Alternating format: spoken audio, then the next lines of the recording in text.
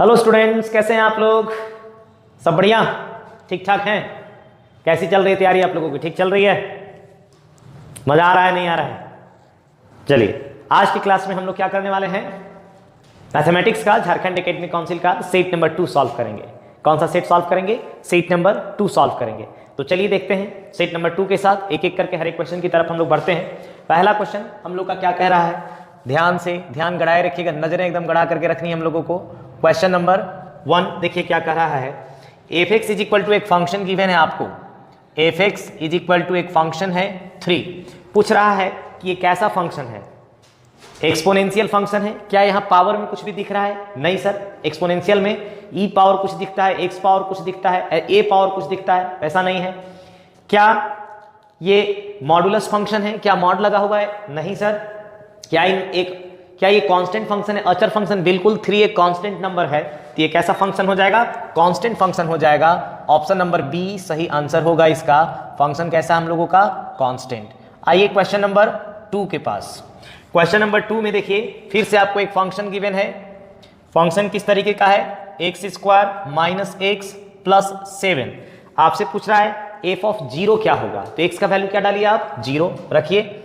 F of 0 equals to sir 0 का square minus 0 plus 7। मेरे ख्याल से सबको आंसर दिख गया होगा। 7 नंबर, ऑप्शन नंबर कौन सा? डी इसका करेक्ट होगा। क्वेश्चन नंबर 3 के पास चलते हैं हम लोग। साइन इनवर्स 1/√2 का प्रिंसिपल वैल्यू पूछा है, तो किस तरीके से सॉल्व करना है? साइन इनवर्स 1/√2 इक्वल्स टू मान लीजिए साइन या इतना इज इक्वल टू मान लीजिए थीटा। क्या मान लीजिए? थीटा। ठीक है, मतलब थीटा आपको निकालना है। तो क्या लिख सकते हैं यहां से? सर साइन थीटा बराबर 1/√2, और 1/√2 किसका वैल्यू होता है? साइन π/4 का। कितना वैल्यू होता है? साइन π/4। ठीक है ना, साइन π/4। अब बताइए थीटा बराबर कितना दिख रहा है यहां से? Sir theta is equal to कितना दिख रहा है आपको? π/4। ऑप्शन चेक कीजिए, कौन सा ऑप्शन सही है इसका? A option, A is the correct answer. चलिए आ जाइए क्वेश्चन नंबर 4 के पास। क्वेश्चन नंबर 4 में ये तो एकदम आसान क्वेश्चन है। साइन इनवर्स साइन इनवर्स, बाहर में एक साइन लगा है, थोड़ा सा ध्यान से देखिएगा। Sine inverse 1/2 plus cos inverse 1/2। इस तरीके से आपको एक क्वेश्चन गिवन है और आपको इसका वैल्यू मांग रहा है। आप लोग पढ़े होंगे sign inverse x plus cos inverse x हमेशा 1 होता है। ठीक है ना, sign inverse x plus cos inverse x हमेशा कितना होता है? 1। तो साइन इनवर्स एक्स और cos inverse x, sorry, sign inverse x plus cos inverse x 1 नहीं होता है, π/2 होता है। तो आप क्या कहेंगे? देखिएगा, चूंकि साइन इनवर्स एक्स पिछला सेट में ये क्वेश्चन था, plus cos inverse x is equal to π/2 रख दीजिए। यहाँ पे कितना हो जाएगा? ये साइन इनवर्स 1/2 और कॉस इनवर्स 1/2। एक्स मेरा सेम है, तो एक्स मेरा 1/2 है। क्या लिखेंगे? π/2। और कॉस π/2 का वैल्यू कितना आएगा? 1। चेक कर लीजिए आप लोग। ऑप्शन नंबर मेरे ख्याल से बी सही आंसर है इसका। कौन सा? बी। आइए क्वेश्चन नंबर 5 के पास। किसके पास चलते हैं हम लोग? Question number 5। क्वेश्चन नंबर 5 में एक मैट्रिक्स दिया हुआ है, ए बराबर 2 1 5 एंड 3, और आपसे पूछ रहा है एडजॉइंट इसका। देखिए, जब भी 2x2 का मैट्रिक्स रहे, ध्यान से देखिएगा, अगर कोई मैट्रिक्स है ए बी सी और डी, सर ये 2x2 का मैट्रिक्स है, अगर एडजॉइंट पूछे तो इन दोनों को इंटरचेंज कीजिए। क्या कीजिए इनको? सर इंटरचेंज करेंगे, इन दोनों को इंटरचेंज कीजिए और इन दोनों का साइन चेंज कीजिए। यहां पे डी है, सी और बी का change the sign, change sign, position नहीं चेंज करना है। तो ए और डी का पोजीशन चेंज करना है, तो एडजॉइंट ए अगर आप लोग लिखेंगे एडजॉइंट ए, तो 3 और 2 का पोजीशन चेंज कर दीजिए। यहां आ जाएगा 3 और यहां आ जाएगा 2। 5 वहां पॉजिटिव है, लिख दीजिए -5, और 1 यहां भी पॉजिटिव है, यहां लिखिए -1। यही होगा इसका एडजॉइंट। अगर आप चेक करेंगे ऑप्शन, तो मेरे ख्याल से सी करेक्ट ऑप्शन होगा। याद रखिएगा ये। आ जाइए क्वेश्चन नंबर 6 के पास। क्वेश्चन नंबर 6 क्या कह रहा है? ए एक 3x3 मैट्रिक्स है, तो आपको के ए का डिटर्मिनेंट का वैल्यू पूछ रहा है। ए गिवन है, क्या है सर? तो 3x3 एक मैट्रिक्स है ये। ठीक है ना, 3x3 एक मैट्रिक्स है। तो आपसे पूछ रहा है के ए का डिटर्मिनेंट। अगर हम इसको समझाएं आपको, तो मान लीजिए कि आपके पास ए एक मैट्रिक्स है, that is A B C D E F G H I, ये एक मैट्रिक्स है आपके पास। अब बताइए आप लोग, अगर k से मल्टीप्लाई करेंगे तो के ए कितना हो जाएगा? ईच टर्म को हमको किससे मल्टीप्लाई करना होगा? k से। तो आप लिखेंगे के ए, के बी, के सी, के डी, के ई, के एफ, के जी, एच, के एच और के आई, ये आपका मैट्रिक्स होगा। अब जब डिटर्मिनेंट लिखना होगा आपको के का डिटर्मिनेंट, तो फर्स्ट रो में से एक के कॉमन आएगा, सेकेंड रो में से एक और के कॉमन आएगा, थर्ड रो में से एक और के कॉमन आएगा, और ये क्या होगा? Determinant A B C D E F G H I, ठीक है ना। ये क्या हो जाएगा? के का पावर 3, और ये क्या है? डिटर्मिनेंट ए, के ए का डिटर्मिनेंट। जब भी आप याद रखिएगा कि n क्रॉस n का अगर कोई मैट्रिक्स है और उसका डिटर्मिनेंट निकालना है कोई कांस्टेंट से मल्टीप्लाई करके, तो k का पावर n हो जाता है। तो यहाँ ऑर्डर 3x3 है, तो k का पावर कितना है? 3। आप चेक कर सकते हैं, ऑप्शन नंबर सी इसका करेक्ट ऑप्शन है। चलिए क्वेश्चन नंबर 7 चेक कीजिए एक बार। आपसे कह रहा है कि root X plus root Y is equal to root A, D Y by D X पूछ रहा है। Root X plus root Y equals to root A. Sir A constant है, एक्स और वाई यहाँ पे वेरिएबल है। D Y by D X के लिए दोनों तरफ डिफ्रेंशिएट कीजिए। रूट एक्स का डेरिवेटिव होता है 1/2 रूट एक्स, और रूट वाई का डेरिवेटिव होता है 1/2 रूट वाई, और वाई का होता है D Y upon D X, बराबर कितना? कांस्टेंट का 0 हो जाता है।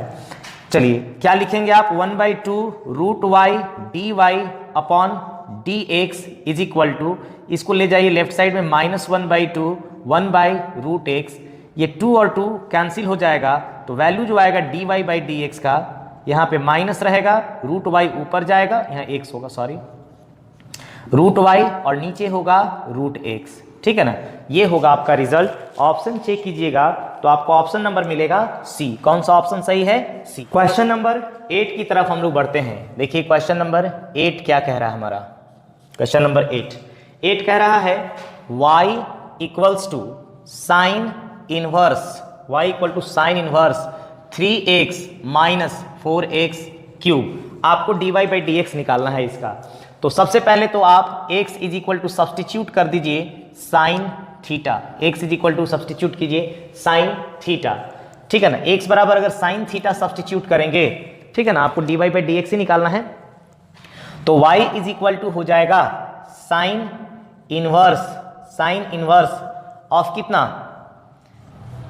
3 sine theta, sine inverse of 3 sine theta minus 4 sine cube theta. अगर आप लोग को याद होगा तो ये होता है साइन इनवर्स साइन 3 थीटा का फॉर्मूला होता है, ये 3 sine theta minus 4 sine cube theta. तो y is equal to sine inverse sine theta क्या होता है सर? थीटा। तो y बराबर क्या हो गया? 3 थीटा, और थीटा का वैल्यू हम लोग यहाँ से लिख सकते हैं, बताइए थीटा बराबर क्या लिख सकते हैं? Theta is equal to sine inverse X, हम इसका यूज कर लेते हैं, ये तो माने थे हम लोग। तो थीटा बराबर क्या हो जाएगा? Sine inverse x, that is equal to 3 sine inverse x. तो d Y by D x अगर हम लोग को निकालना है तो d Y by D x हो जाएगा 3 साइन इनवर्स का होता है 1 माइनस एक्स स्क्वायर का रूट। ऑप्शन चेक कीजिए, देखिए कौन सा ऑप्शन करेक्ट है। ऑप्शन नंबर ए इसका करेक्ट है। 9 नंबर, क्वेश्चन नंबर 9 चेक कीजिए। 9 नंबर में कह रहा है कि y equals to log base 10 और x है, बेस 10 और x है। आपसे पूछ रहा है dy by D x, formula है dy बाई डी एक्स बराबर log x का 1/x, और बेस जो होता है x के साथ क्या हो जाएगा? ये log 10। चेक कीजिए ऑप्शन नंबर, इसका सी सही आंसर है। कौन सा ऑप्शन सही है? सी। क्वेश्चन नंबर 10 की तरफ बढ़ते हैं हम लोग। क्वेश्चन 10 क्या कहता है हमारा? 10 नंबर कह रहा है x square by A square, ellipse का इक्वेशन है, x square by A square plus Y square by B square equals to 1 दिया हुआ है, इक्वेशन ऑफ एलिप्स क्लास 11 अगर पढ़े होंगे तो आपसे पूछ रहा है कि dy बाई डी एक्स क्या होगा। फिर से सेम काम, एक्स स्क्वायर का derivative sir 2x by A square plus Y square का 2y by B square, y का dy बाई डी एक्स बराबर 0। इसको लेफ्ट साइड में रख लीजिए, 2y by B square dy by D x is equal to minus 2x by A square, 2 और 2 cancel हो जाएगा, तो dy by D x is equal to minus B square ऊपर जाएगा x by A square Y. ये आप लोग का रिजल्ट होगा। ऑप्शन चेक कीजिए तो ऑप्शन नंबर बी इसका सही है। चलिए आइए क्वेश्चन नंबर हम लोग बढ़ते हैं 11 की तरफ। क्वेश्चन नंबर 11 की तरफ बढ़ते हैं। 11 नंबर क्वेश्चन देखिए क्या कर रहा है, y is equal to X power X D Y by D X निकालना है। y equals to X power X है, आपसे D Y by D X निकालना है। सबसे पहला स्टेप लॉग लीजिए दोनों तरफ, लिख लीजिए taking log on both side, दोनों तरफ लॉग लेने पर तो लॉग y बराबर क्या हो जाएगा, लॉग x का पावर x, और आपको पता है कि पावर बाहर निकल जाता है कि क्या होगा x लॉग x। चलिए डिफरेंशिएट कीजिए, लॉग y का 1 by Y D Y by कितना dx is equal to x को डिफरेंशिएट कीजिएगा 1, log x को रख लेते हैं हम लोग, प्लस अगली बार x को रखेंगे log x का डिफरेंशिएशन 1 बाई x। तो चलिए dy by dx is equal to dy by dx equals to y इधर मल्टीप्लाई हो जाएगा, यहाँ हो जाएगा log x by x cut के हो जाएगा 1, और y का वैल्यू कितना दिया हुआ है x पावर x, तो आप लिख सकते हैं x power x 1 plus log x। Check कीजिए ऑप्शन, अगर चेक कीजिएगा तो ऑप्शन नंबर बी इसका करेक्ट है, ठीक है ना, ऑप्शन नंबर बी करेक्ट है। आ जाइए क्वेश्चन नंबर 12 के पास। किसके पास चलते हैं हम लोग, क्वेश्चन नंबर 12। देखिए क्या कह रहा है question number 12, y is equal to 5 cos x, y equals to 5 cos x minus 3 sin x, minus 3 sin x। आपसे पूछ रहा है कि d2y by D x square क्या होगा, तो सबसे पहले आप dy अपॉन dx निकालिए, dy by D x 5 constant है, cos का होता है माइनस sin x, तो आगे लग गया माइनस, cos का हो गया sin, और ये माइनस 3 sin का क्या हो गया cos। दोबारा डिफरेंशिएट कीजिए d2y by D x square, तो माइनस रह जाएगा, ये 5 साइन का होता है cos x, और cos का होता है माइनस, एक माइनस पहले से और एक और माइनस, माइनस माइनस प्लस 3 कितना हो जाएगा ये sin x।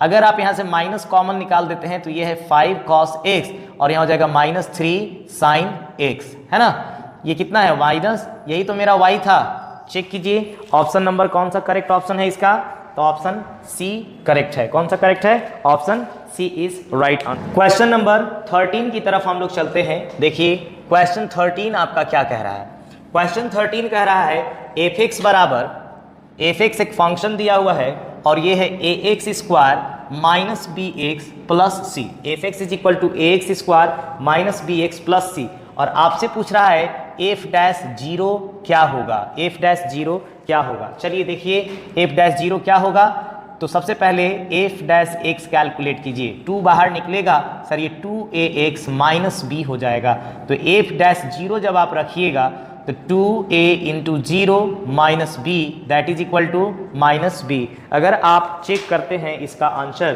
तो आंसर नंबर बी ही करेक्ट ऑप्शन है इसका। उसके बाद क्वेश्चन नंबर 14 की बात कीजिए।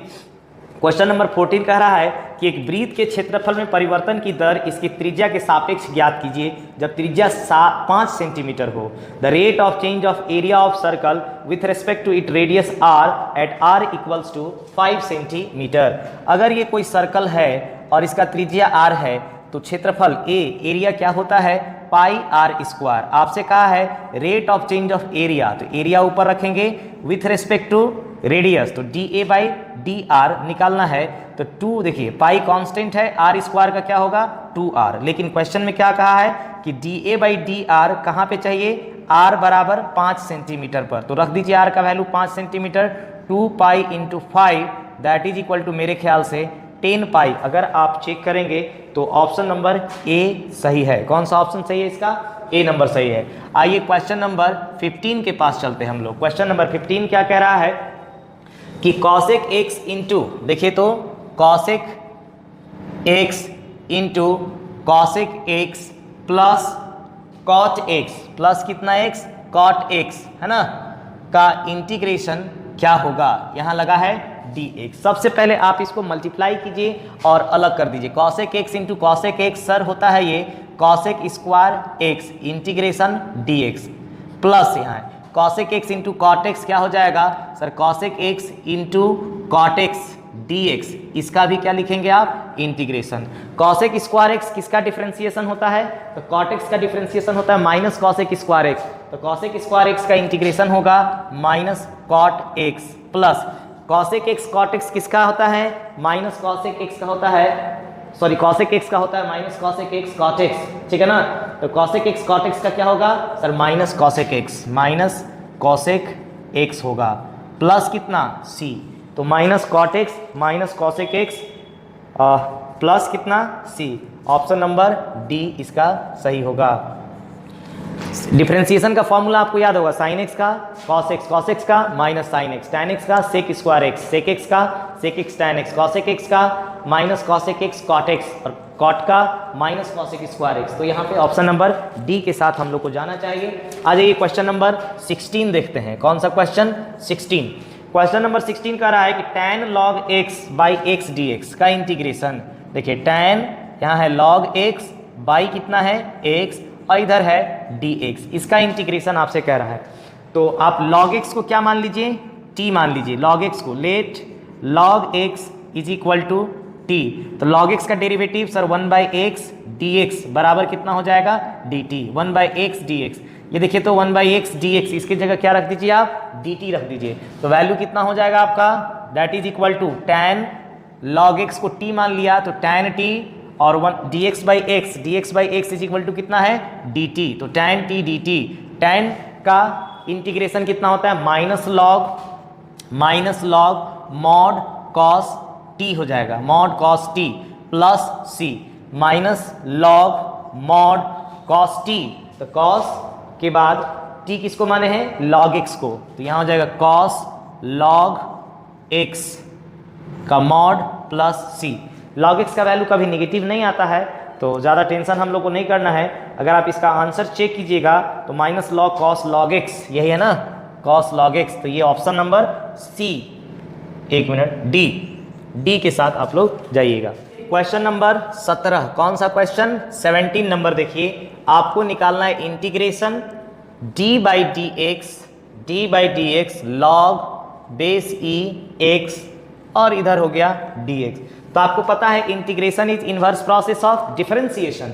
तो एक बार डिफरेंशिएट करके किसी चीज को फिर से इंटीग्रेट कर देंगे तो वही चीज आ जाता है। इसका आंसर होगा log e x, लेकिन एक कांस्टेंट साथ में आ जाएगा दैट इज k। तो ऑप्शन नंबर ए के साथ जाइएगा। क्वेश्चन नंबर 18 के पास हम लोग बढ़ते हैं। 18 क्या कह रहा है, 1 by x square minus 16 square, 1 by x square minus 16 sorry dx है इंटीग्रेशन। तो आप इसको क्या लिख सकते हैं सर, हम लोग लिख सकते हैं 1 by x square minus 4 square dx, ठीक है ना। तो इसका होता है 1 बाई 2a लॉग, देखिएगा फॉर्मूला, अगर आपके पास इंटीग्रेशन है 1 by x square minus a square dx, तो इसका फॉर्मूला होता है 1/2a, स्पेशल इंटीग्रेशन है ये, log x minus a by x plus a का मॉड प्लस c। तो इसका आंसर कितना हो जाएगा सर, 1 बाई 2a, a 4 है और 2 से मल्टीप्लाई कीजिएगा कितना आ जाएगा, ये हमारा 8, कितना हो जाएगा 8 लॉग, बोलिए x माइनस 4 बटे x प्लस कितना 4, इसका क्या लगेगा मॉड प्लस कितना c। ऑप्शन चेक कीजिए, option number c correct option है इसका। कौन सा c ऑप्शन इसका करेक्ट है, तो ये दिमाग में रखिएगा। चलिए आगे बढ़ते हैं हम लोग। क्वेश्चन नंबर चेक कीजिए आप लोग, 19 भी डायरेक्ट फॉर्मूला है, लास्ट क्लास में और पिछले सेट में भी इससे क्वेश्चन था और हर बार दे रहा है, मतलब ये सब इंपॉर्टेंट ट्रेंड चल रहा है। f(x) plus f' x dx है और इसको इंटीग्रेट करना, तो ये डायरेक्ट फॉर्मूला है e power x f(x) plus कितना c, डायरेक्ट फॉर्मूला होता है। आप ऑप्शन नंबर ए के साथ जाएंगे, किसके साथ जाएंगे, ए के साथ। आ जाइए क्वेश्चन नंबर 20 नंबर क्वेश्चन कह रहा है कि सेक स्क्वायर x dx का इंटीग्रेशन 0 से पाई बाई 2 है, 0 से पाई बाई 4, 0 से कितना है पाई बाई 4। तो आपको इसका वैल्यू पूछ रहा है कि कितना हो जाएगा। सेक स्क्वायर किसका डिफरेंशिएशन है सर, tan का, तो सेक स्क्वायर का इंटीग्रेशन क्या होगा tan, तो आप लिखेंगे tan x कहां से कहां तक, 0 से पाई बाई 2 तक, पाई बाई 2 कह रहे pi by 4, tan pi by 4 होता है 1 और tan 0 0, रिजल्ट क्या आएगा 1। ऑप्शन चेक कीजिए, ऑप्शन नंबर ए इसका करेक्ट है। ठीक है, अब आ जाइए आगे हम लोग चलते हैं क्वेश्चन नंबर 21 के पास। किसके पास 21 नंबर क्या कर रहा है कि f(x) एक विषम फंक्शन है, f(x) जो है हमारा ऑड फंक्शन है। कैसा फंक्शन है, ऑड फंक्शन है। तो ऑड फंक्शन 0 देता है आपको, -a to a f(x) dx का वैल्यू कितना होगा, तो रिजल्ट इसका होता है 0। इवन हो जाता है तो हम लोग 0 से a तक इंटीग्रेट करते हैं और 2 लगा देते हैं आगे। अगर ऑड है तो कितना लिखेंगे 0। ऑड और इवन चेक करने का तरीका, अगर f(x) दिया हुआ है आप f ऑफ -x निकालिए, अगर f of -x minus f(x) आ गया तो वो ऑड फंक्शन है, वरना वो क्या है f ऑफ -x f(x) ही आ गया तो वो कैसा फंक्शन है, इवन फंक्शन है। चलिए आंसर देख चेक कर लीजिए कौन सा आंसर होगा, बी नंबर इसका सही है। 22 क्वेश्चन नंबर 22 आपको दिया हुआ है d4y by dx power 4 plus sign d3y by dx Q बराबर कितना 0। आपसे इसका पूछ रहा है कि डिग्री क्या होगा, तो ऐसे फंक्शन का हम लोग ऑर्डर बता पाते हैं, डिग्री नहीं बता पाते। साइन का एक्सपेंशन नहीं खुलेगा यहाँ पे, है ना, साइन के अंदर में चला गया, जब भी साइन के अंदर में चला जाए, कॉस टैन इन लोगों के अंदर में, लॉग के अंदर में हो जाए तो हम लोग सिर्फ और सिर्फ ऐसे फंक्शन का ऑर्डर 4th ऑर्डर है, लेकिन डिग्री हम लोग नहीं बता सकते हैं। तो डिग्री इसका डिफाइंड नहीं होगा, ऑप्शन नंबर डी सही होगा, नॉट डिफाइंड। डिग्री इसका डिफाइंड नहीं है, डिग्री हम लोग इसका नहीं बता सकते हैं। हमेशा याद रखिएगा इस तरह के फंक्शन का डिग्री नहीं बताया जा सकता है। एक क्वेश्चन है, कोटि 4 के अवकल समीकरण के व्यापक हल में स्वेच्छ अचरों की संख्या होगी, मतलब the number of arbitrary constants in general solution of a differential equation of 4th order. ठीक है ना, तो ऑर्डर क्या होता है, एक बार डिफरेंशिएट किया फर्स्ट ऑर्डर, 2 बार डिफरेंशिएट किया सेकेंड ऑर्डर, 3 बार डिफरेंशिएट किया थर्ड ऑर्डर, 4th बार डिफरेंशिएट किया 4th ऑर्डर। ये 4 ऑर्डर का डिफरेंशियल इक्वेशन था। 4 बार इसलिए डिफरेंशिएट किया गया है क्योंकि इसके पास 4 आर्बिट्ररी कांस्टेंट है और उन्हीं कांस्टेंट से फ्री जो मेन इक्वेशन बनाते हैं उसी को हम लोग डिफरेंशियल इक्वेशन कहते हैं। तो आंसर इसका हो जाएगा डी। 4 नंबर 23 का जो है आंसर 4 होगा, डी ऑप्शन। ठीक है ना, 4th order 4, third order 3, second order 2, first order 1 होता है। चलिए ठीक है, आगे हम लोग बढ़। क्वेश्चन नंबर 24 देखिए, क्वेश्चन नंबर 24 क्या कह रहा है हम लोगों का। क्वेश्चन नंबर 24 से बोला जा रहा है कि 1 0 एक पॉइंट है, 1 0 और 2 एक पॉइंट है, इसका पोजीशन वेक्टर स्थिति सदिश निकालना है। तो भैया क्या होगा इसका स्थिति सदिश, ये देखिए स्थिति सदिश के लिए मेरा x एक्सिस, ये y एक्सिस और ये z एक्सिस, ये ओरिजिन होता है 0, 0, 0। यहाँ पर कोई पॉइंट P है 1 0 2, 1 0 2, ये पोजीशन वेक्टर है r। तो r का जो वैल्यू होगा, कैसे निकालने का तरीका है, एक से यहाँ 0 है और यहाँ 1 हो गया, चेंज 1 का है तो 1 बने i कैप, y 0 है यहाँ भी 0 है तो y है ही नहीं, j कैप नहीं है, k 0 है और यहाँ k 2 हो गया है तो कितना होगा 2k cap. Option number check कर लीजिए, इसका डी ऑप्शन करेक्ट है। कौन सा, डी। क्वेश्चन नंबर आ जाइए 25 के ऊपर। क्वेश्चन नंबर 25 में 2 सदिश दिए हुए हैं तो इनका अदिश गुणनफल निकालना है। देखिए question number 25, 3i cap plus j cap, sorry 3 नहीं है 5 है ना, 5i cap plus j cap minus 3k cap का डॉट प्रोडक्ट आपसे पूछ रहा है। 3i cap 3i cap minus 4j cap plus 7k cap. ठीक है, डॉट प्रोडक्ट मैंने अदिश गुणनफल पूछ रहा है, तो बताइए 5 3 जा 15, 1 इंटू -4 सर -4, -3 इंटू 7 -21, -21 और 4 -25 प्लस 15, शायद मेरे ख्याल से -10 इसका आंसर होना चाहिए। ऑप्शन नंबर बी सही है इसका। आ जाइए क्वेश्चन नंबर 26। क्वेश्चन नंबर 26 क्या कह रहा है, 26 में 2 पॉइंट्स दिए हुए हैं, एक पॉइंट ए है और एक पॉइंट यहाँ पर बी है। ए पॉइंट है 4 2 3, 4 2 3, और दूसरा वाला पॉइंट है 4 5 7, 4 5 7। आपसे इसका क्या पूछ रहा है, दिक अनुपात माने डायरेक्शन रेशियो पूछ रहा है, डायरेक्शन रेशियो। तो डायरेक्शन रेशियो DRS क्या होता है, x को घटाइए, 4 घटाएंगे 0, 5 में से 2 घटाएंगे 3, 7 में से 3 घटाएंगे 4, यही इनका सीधे क्या हो जाता है, direction ratio 430। Option number A check कीजिए, इसका कौन सा ऑप्शन सही है, ए ऑप्शन सही है। उसके बाद क्वेश्चन नंबर 27 चेक करते हैं हम लोग। 27 में क्या कह रहा है कि दो लाइन दिए हुए हैं, x माइनस 1 बाई कितना l is equal to y plus 2 by कितना m equals to z minus 4 by n है।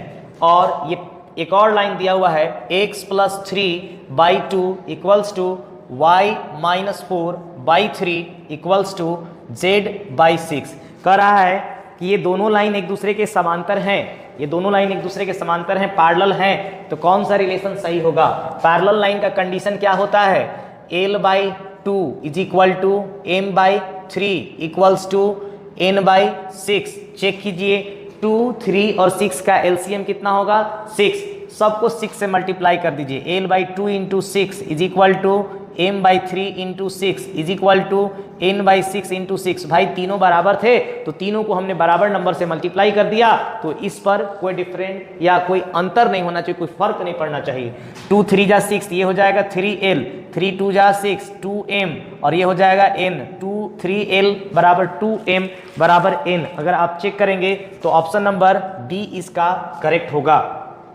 27 के बाद 28 नंबर में आपसे पूछ रहा है, क्वेश्चन नंबर 28 चेक कीजिए। 28 नंबर में एक लाइन का इक्वेशन दिया हुआ है, x plus 3 by 2 is equal to y plus 4 by minus 3 is equal to z minus 5 by 6। आपको कह रहा है कि वेक्टर फॉर्म में आपको लिखना है।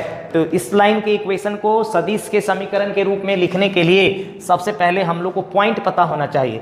इसको स्टैंडर्ड फॉर्म में लिखते हैं, x माइनस 3 बाई कितना 2, उसके बाद y इज इक्वल टू, ये हो जाएगा y minus 4 by minus 3 equals to z minus 5 by 6। इस तरीके से आप लोग लिख लेंगे, और इतना लिखने के बाद क्या कहेंगे, दिस लाइन पासेस थ्रू, किससे पास करेगा, passes through.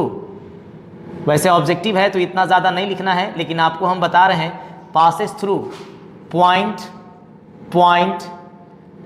a minus 3 comma minus 4 comma 5, minus 3 comma minus 4 comma 5, and parallel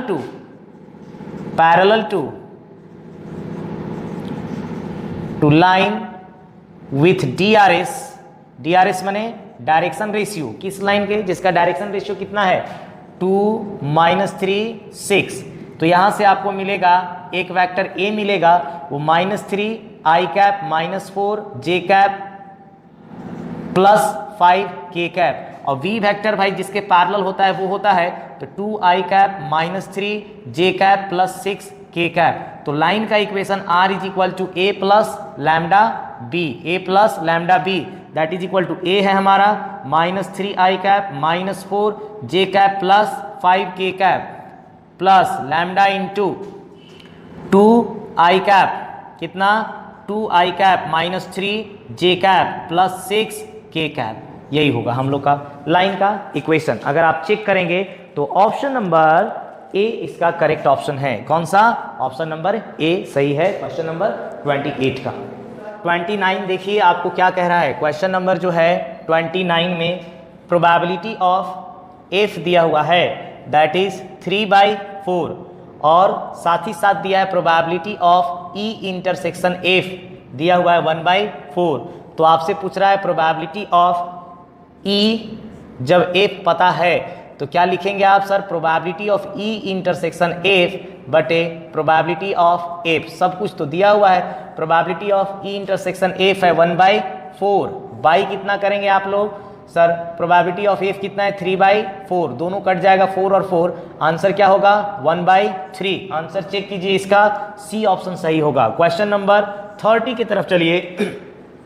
30 number में फिर से आपको दिया है ए का प्रायिकता प्रोबेबिलिटी दिया हुआ है 6/11, बी का प्रोबेबिलिटी आपको दिया हुआ है 5/11 और probability of A union B हम लोगों को दिया हुआ है 7/11। आपसे क्या पूछ रहा है, probability of A intersection B हमसे मांग रहा है कि सर ए इंटरसेक्शन बी का प्रोबेबिलिटी क्या होगा। तो फॉर्मूला अगर आपको पता होगा तो ए यूनियन बी का फॉर्मूला जो है वह होता है probability of A plus probability of B minus probability of A intersection B. चलिए इसको लेफ्ट साइड में ले आइए। तो probability of A intersection B is equal to probability of A plus probability of B minus probability of A union B. चलिए आइए ऊपर हम लोग इसका रिजल्ट लिखते हैं। तो प्रोबेबिलिटी जो है A intersection B is equal to probability of A कितना है 6/11, कितना है sir 6/11, probability of B 5/11 minus probability of A union B 7/11।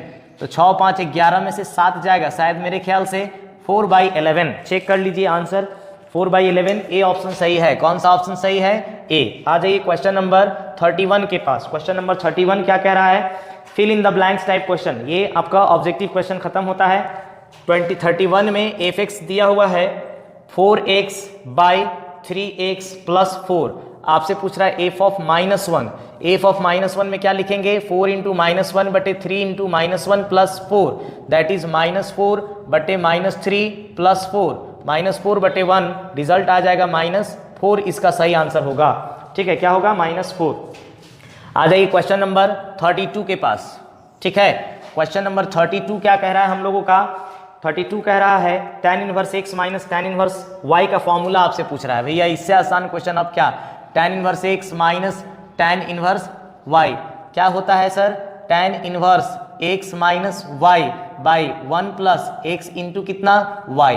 ये आंसर होगा 33 का। चेक कीजिए 33 में आपको दिया हुआ ये भी डायरेक्ट क्वेश्चन है, हम लोग का फॉर्मूला है 1/x² + a² dx का इंटीग्रेशन। तो अभी हम लोग यूज भी किए हैं 1/a tan 1x/a प्लस कितना c। ये आंसर होगा। 34 के बाद आ जाइए 35 नंबर के पास। 35 नंबर आपसे क्या कह रहा है, dy/dx is equal to x² + x है। तो इसका सॉल्यूशन कितना होगा, तो इसका सॉल्यूशन के लिए आप लोग क्या करेंगे sir, dy is equal to x² + x into dx और दोनों तरफ क्या करेंगे इंटीग्रेशन। तो y is equal to x³ + x² plus कितना c। यही इसका क्या होगा, सॉल्यूशन होगा। The solution of differential equation, यही ना पूछ रहा था आपसे। क्वेश्चन नंबर 36 चेक कीजिए। 36 नंबर कह रहा है i cap cross j cap.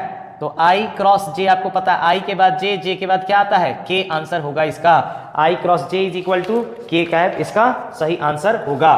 Question number 37 check कीजिए। 37 में कह रहा है कि a cross b null vector है, दो वेक्टर का क्रॉस प्रोडक्ट क्या दिया हुआ है, एक नल वेक्टर। तो याद कीजिए क्रॉस प्रोडक्ट अगर नल वेक्टर है तो क्रॉस प्रोडक्ट में साइन थीटा आता है, और साइन थीटा कब 0 होता है, जब थीटा कितना होता है 0 डिग्री या फिर 180 डिग्री, मतलब पैरेलल या एंटी पैरेलल। तो पैरेलल रहा होगा, इसका मतलब आप क्या आंसर टिक करेंगे, ए पैरेलल बी। ए और बी क्या है, पैरेलल हैं। क्या कहेंगे, बोथ वेक्टर्स आर पैरेलल।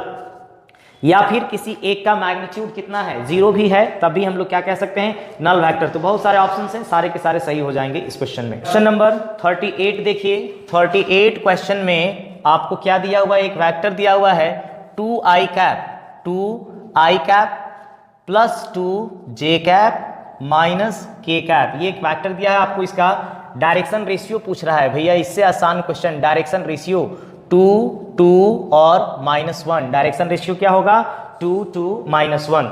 अब क्वेश्चन नंबर 39 कह रहा है कि ए कोई घटना है, ए इज एन इवेंट, तो probability of A over A पूछ रहा है। तो sir probability of A over A अगर आपको पता होगा तो आप क्या लिखेंगे, probability of A intersection A बटे प्रोबेबिलिटी ऑफ ए, और ए इंटरसेक्शन ए होता है A, probability of A by probability of A, answer होगा 1। आंसर कितना होगा 1।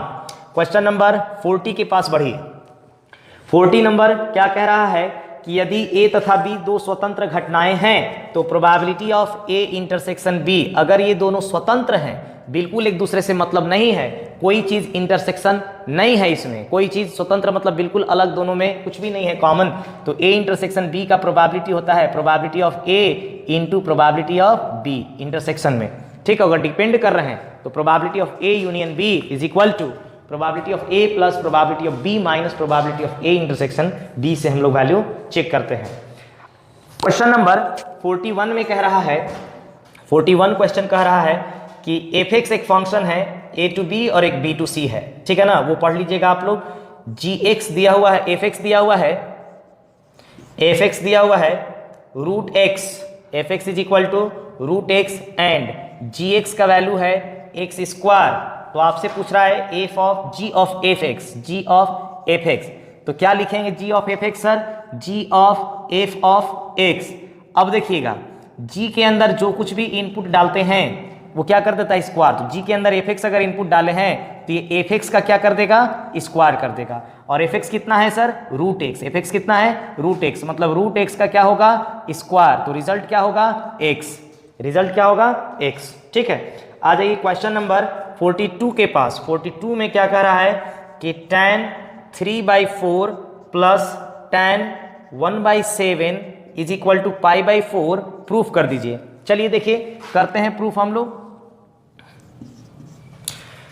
tan a plus B, tan inverse ना, tan inverse a plus tan inverse b का formula जो होता है tan inverse a plus tan inverse b by 1 minus tan, sir हाँ 1 minus a into B, तो tan इनवर्स 3/4 प्लस 1/7, ठीक है, बटे 1 माइनस 3/4 इंटू 1/7, ये होगा हमारा LHS। देखिएगा ये है, ठीक है LHS, तो क्या होगा हमारा सर tan इनवर्स, यहाँ से हो जाएगा अगर आप ऐड करते हैं तो 70 के 21 माइनस प्लस 4 बटे कितना 28 बाई 7 का 28 में से 3 जाएगा, ये 25 बटे कितना होगा 28। ठीक है, ये 28 और ये 28 कैंसिल हो जाएगा, तो ये आ जाएगा tan इनवर्स 21 और 4 25 बटे 25, दोनों कटेंगे सर, ये होगा tan इनवर्स 1, और tan इनवर्स 1 का जो वैल्यू होता है वह होता है π/4, और यही हमारा क्या है RHS, यही तो हम लोग को प्रूफ करना था। क्वेश्चन नंबर आ जाइए 43। क्वेश्चन नंबर 43 में दो मैट्रिक्स को गुना करना है। 43 में चेक कीजिएगा, दो मैट्रिक्स आपको दिए हुए हैं A और B, और आपको A इंटू बी निकालना है। डायरेक्ट हम गुना ही कर रहे हैं, A B निकालना है ना, तो AB is equal to A के जगह पर 1 -2 और 3 रखा हुआ है, 1 -2 एंड 3 -4 2 एंड 5, और अगर आप चेक करेंगे B के जगह पर है 3 4 2 3 4 2 3 5 1 3, सॉरी यहाँ 2 4 2 है, 3 5 1, इनको मल्टीप्लाई करना है। आपको पता है मल्टीप्लाई करने आना चाहिए, फर्स्ट रो फर्स्ट कॉलम, तो 1 इंटू 2 सर 2 -2 इंटू 4 -8 3 इंटू 2 6 हो गया। First row second column 1 into 3 3 -2 into 5 -10 3 into 1 +3, second row first column -4 into 2 -8 2 into 4 +8 5 into 2 10 -4 into 3 -12 2 into 5 +10 5 into 1 +5, इनको जब सॉल्व कीजिएगा तो ये मेरे ख्याल से 0 आ गया, 3 और 3 6 में से 10 जाएगा तो -4 आ जाएगा, उसके बाद 8 और 8 ये खत्म, -8 और 8 यहाँ पे बचेगा 10, यहाँ 10 15, यहाँ मेरे ख्याल से 3, यही रिजल्ट होगा क्वेश्चन नंबर 44 नंबर। देखिए आपको क्या कह रहा है question number 44, y is equal to given है sine of cos x square. ध्यान दीजिएगा, इस तरह के क्वेश्चन में कंफ्यूज कर देता है, cos x स्क्वायर है ना कि cos स्क्वायर x है। आपसे पूछ रहा है dy by dx, chain rule आपको लगाना है।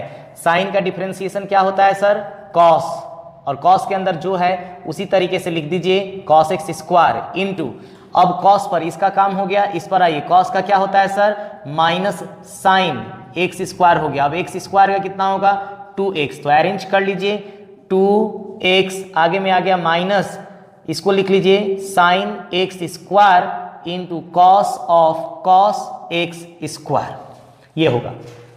क्वेश्चन नंबर 45, क्वेश्चन नंबर 45 में dx बाई आपको इवैल्यूएट करना है 9 प्लस, इस तरीके से है dx by 9 plus x square का इंटीग्रेशन 0 से 3, तो इसको आप क्या लिख सकते हैं 0 से 3 dx बाई 3 का स्क्वायर प्लस कितना x square, 3 square plus x square, यही लिख सकते हैं ना।